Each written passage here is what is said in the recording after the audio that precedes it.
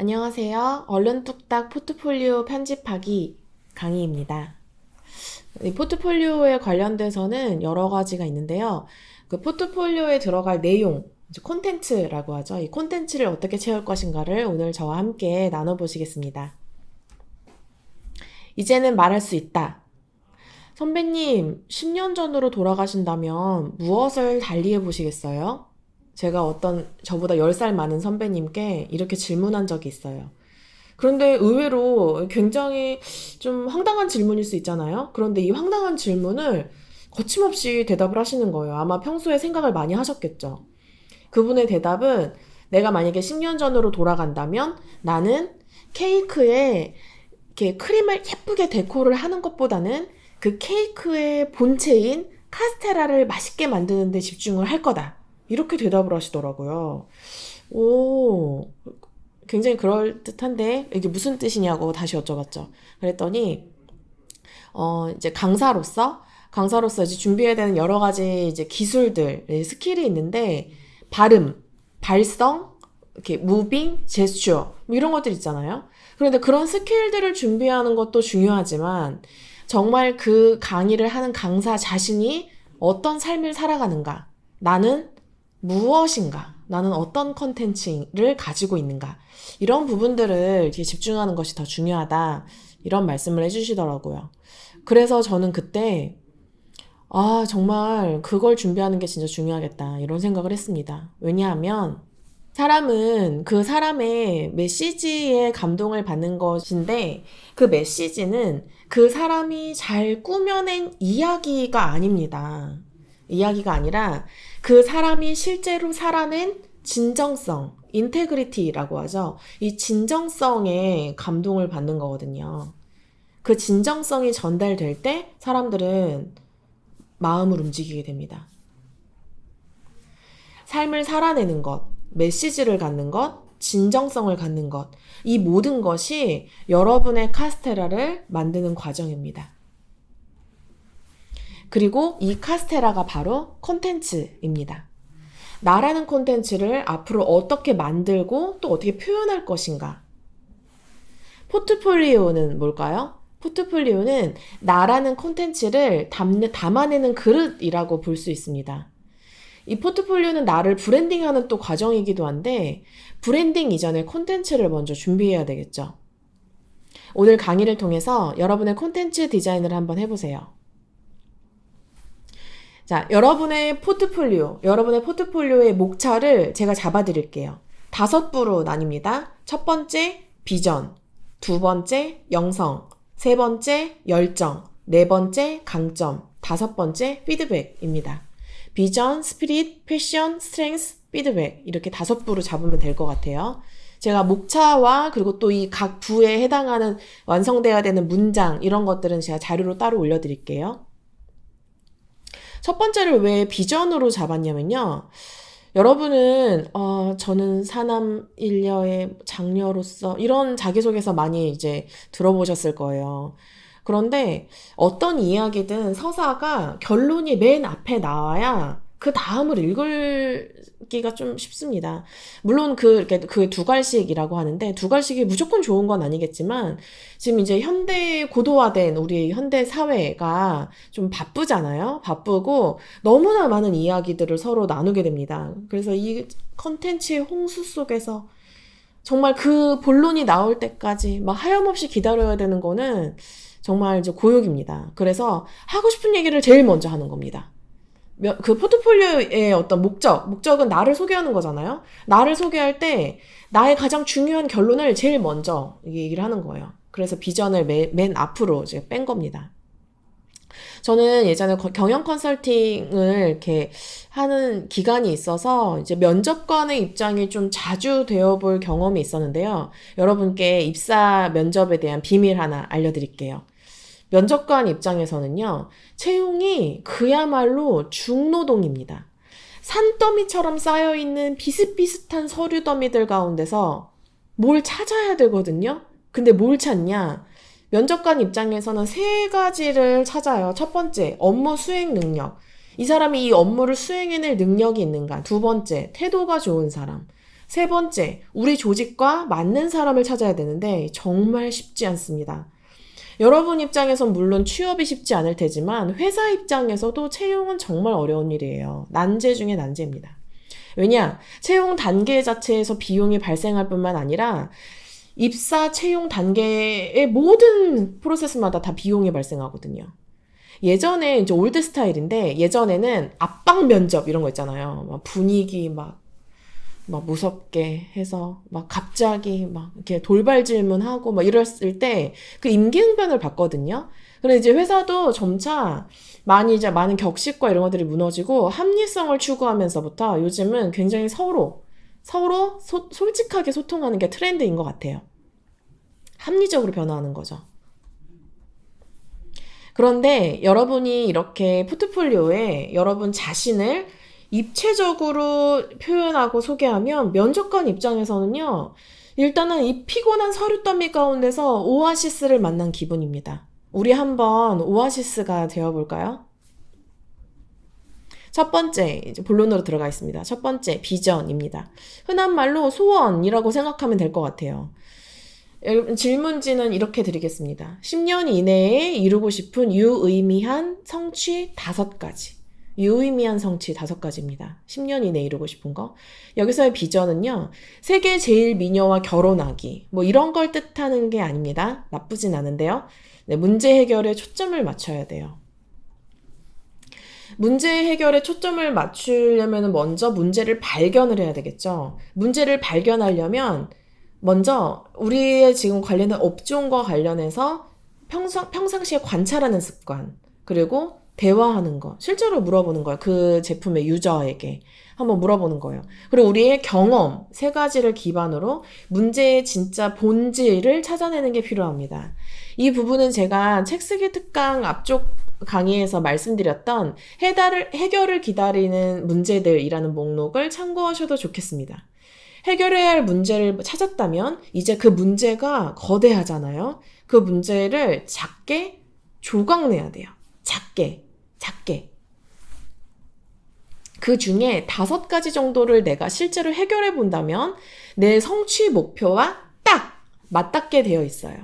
예를 들어 공교육의 퇴보라는 커다란 주제를 해결해야 한다고 한번 가정해 봅시다.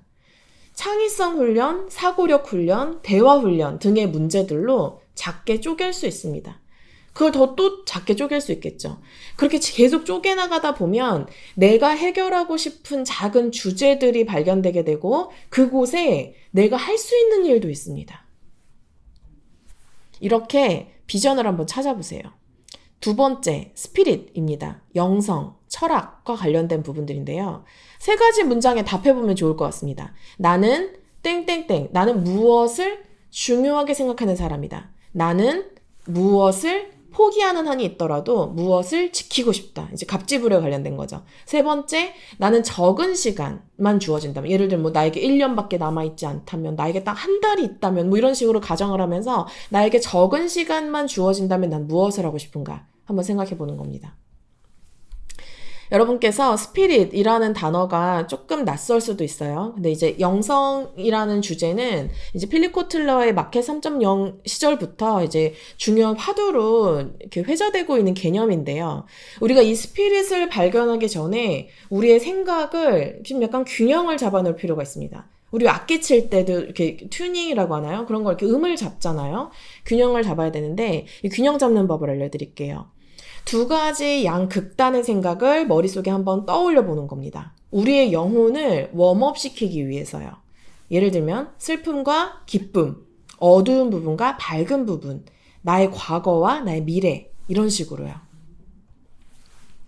나에 대한 어두운 부분, 나에 대한 밝은 부분을 핑퐁처럼 서로 번갈아 가면서 생각하다 보면 양쪽이 똑같진 않을 거예요. 어느 쪽으로 치우쳐져 있을 가능성이 높아요. 과거와 미래도 마찬가지예요. 제가 뭐 과거 지향적인 사람일 수도 미래 지향적인 사람일 수도 있는 거니까 그 속에서 자연스럽게 형성된 나의 가치관을 한번 찾아보는 거죠. 예를 들어 볼게요. 저는 티칭 일을 중요하게 생각하는데요. 문장을 한번 채워볼게요. 나는 가르치는 것을 중요하게 생각하는 사람이다. 나는 수줍음을 포기하는 한이 있더라도 인재 양성을 하고 싶다. 나는 적은 시간만 주어진다면 책을 쓸 것이다. 이게 저의 티칭과 관련된 이제 문장들입니다. 그런데 티칭이라는 스피릿이 발견되는 지점은 주로 저한테는 조금 어두운 과거들이었어요. 학교 선생님이 어느 날 가정통신문에 이렇게 적어 보내는 거예요. 가정통신문 뭔지 모르시나요? 선생님이 엄마에게 보내는 한 줄 손편지 같은 거예요. 옛날에는 그런 걸 집으로 보냈는데 저희 선생님께서 엄마한테 이렇게 말씀을 하시는 거예요. 주변 친구들에게 과도한 관심을 보이느라 학습 수행이 늦습니다. 네, 이렇게. 알림장을 이제 수업이 다 끝나면 알림장을 받아 적잖아요. 근데 제 기억에도 알림장을 적는 시간에는 저는 항상 이 친구는 잘 적었는지 빠짐없이 어떻게 적는지 너무 궁금했었던 것 같아요. 지금도 이렇게 길을 지나다가 누가 어떻게 둘이서 뭐 이렇게 특이한 행동, 뭐 이렇게 싸우는 것 같다든지, 뭐 아니면 둘이서 이렇게 뭔가 제 눈길을 사로잡는 행동을 한다든지 그러면은 너무 궁금해요. 가서 물어보고 싶어요. 왜 그러는지. 관심이 많아요. 그래서 이제 정작 제가 해야 될 일을 못해서 남아서 공부를 했는데 그때는 그걸 나머지 공부라고 불렀거든요. 그래서 초등 저학년 때는 항상 나머지 공부를 했던 기억이 어렴풋이 있습니다. 이거 방금 어두운 흑역사였고요. 밝은 기억도 있어요. 밝은 기억도 있는데 고등학교 때 친구가 시험 전날 공부를 하나도 못했다면서 너무 절망을 하는 거예요. 그래서 때마침 저는 공부를 했죠. 그래서 그 학교 운동장 벤치로 그 친구를 불러냈어요. 친구는 막 울상이에요. 시험이 코앞인데 이제 망했다는 거죠.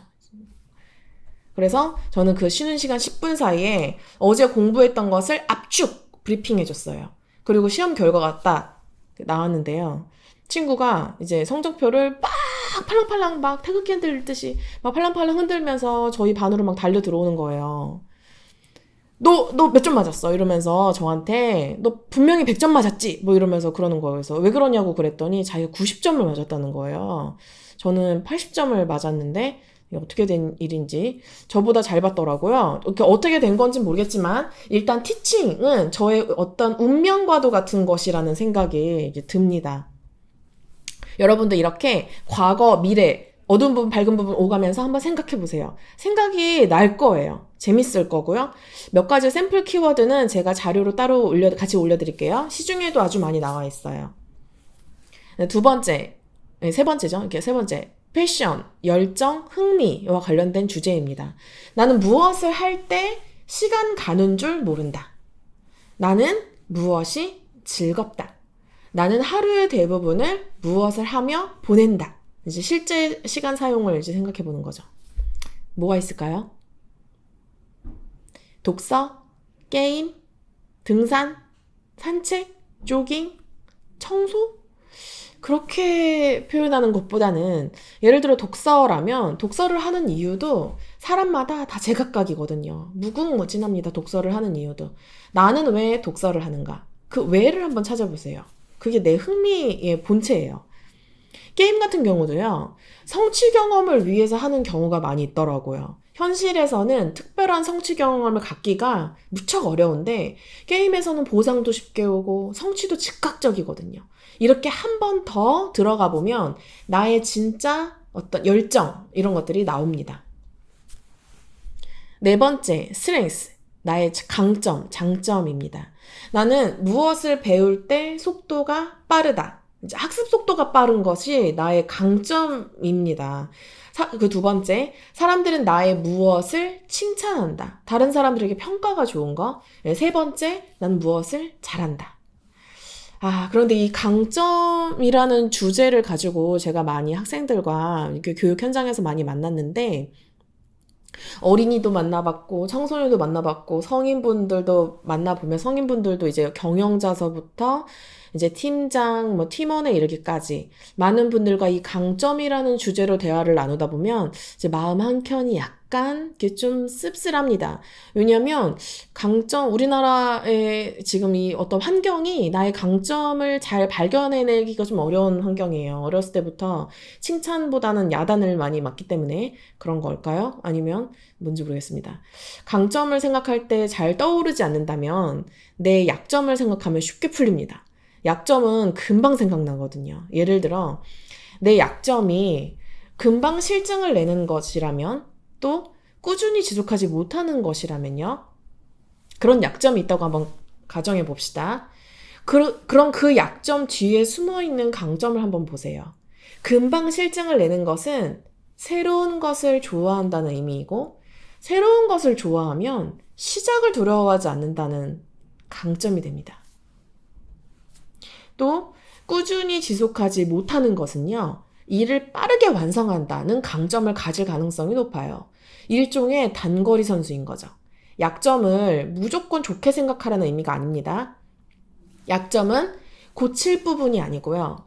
강점으로 환원될 수 있게 약간의 마사지, 약간의 보완만 하면 된다는 거죠. 흥미를 잃어버리기 전에 일을 완료해 놓으면 되는 거예요. 예를 들어서 작심삼일이라는 말이 있잖아요. 3일씩만 실천하면 돼요. 3일마다 새롭게 다시 시작하는 거죠. 자, 마지막 피드백입니다. 피드백은 성장과 관련된 부분인데요. 여러분, 피드백이라는 단어가 여러분에게 익숙하진 않죠. 이 공교육 기간 동안에 자주 쓰는 단어는 아니지만 기업은 매우 중요하게 생각하는 단어입니다. 피드백이라는 주제에 대해서는 나의 do and don't 리스트를 10가지를 한번 목록을 작성해 보세요. 이른바 전문가란 자신의 분야에서 do and don't를 많이 알고 있는 사람입니다. 해야 할 것과 하지 말아야 할 것을 자세히 알고 있는 거죠. 그런데 여기서 중요한 건 이 do and don't가 머리로 생각해낸 것이어서는 안 됩니다. 연습, 실제로 해본 거죠. 실제로 연습, 실행, 경험 이것에서 나와야 한다는 점입니다. 목표했던 것과 실제 결과를 비교하면서 그 사이에 얼만큼의 차이가 있는지를 측정하고 그 차이를 왜 갖고 왔는지 그 원인을 분석하다 보면 해야 할 것과 하지 말아야 할 것이 리스트업 되는 거죠. 스스로 성장하는 방법 중에 하나입니다. 스스로 성장하는 사람만큼 반가운 사람은 없을 거예요. 여러분, 이렇게 5가지 주제에 대해서 여러분이 앞으로 만들어 가야 할 여러분의 포트폴리오, 여러분의 컨텐츠, 디자인을 한번 같이 나눠봤습니다. 여러분 어떠셨어요? 평소에 나에 대해서 많이 생각하시나요? 나는 무엇을 잘하는 사람인가? 나는 무엇을 중요하게 생각하는 사람인가? 나는 무엇을 좋아하는 사람인가? 이런 부분들에 대해서 한번 생각을 해보셨을 수도 있는데 어떤 이렇게 잘 갖춰진 틀 속에서 생각을 하다 보면 좀 더 그 대답이 풍성해지고 내가 스스로 생각할 때뿐만 아니라 다른 사람이 보기에도 정말 이 사람은 오아시스 같은 사람이야. 이렇게 생각할 수 있겠습니다. 여러분, 성공은 무조건 많이 성취하고 소유하는 것이 아닙니다. 나의 삶에는요, 보이지는 않지만, 그 있잖아요, 관역. 이렇게 활 쏠 때, 그 양궁이라고 하나요? 그 관역이, 내 삶에는 보이진 않지만 그 관역이 있습니다. 성공은 그 관역의 정중앙을 맞추는 것입니다. 여러분의 성공적인 삶을 응원합니다. 고맙습니다.